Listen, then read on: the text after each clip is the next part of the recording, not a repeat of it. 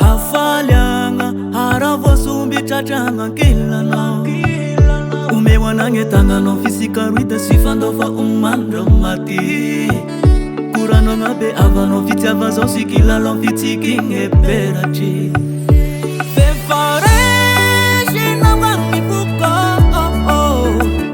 ana umane kaya ungano ando sikamurunga fyanga bava eduma finge uza pyanga simanginu fyaretako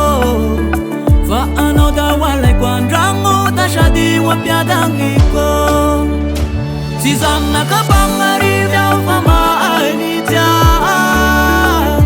anora ke bangaro mama defa apwana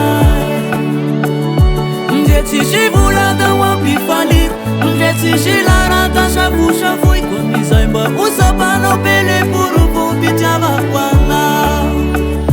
evulanga shikita ngata si uwazuko apuru kupitia wangangi wazuna fasima nangena chanjana kwa ngembunga kabonyange kaume wanange tangano fisika ruita sifondo va umanda mati kurano nabe avano vitia vazo sikila lo vitiki ngeperachi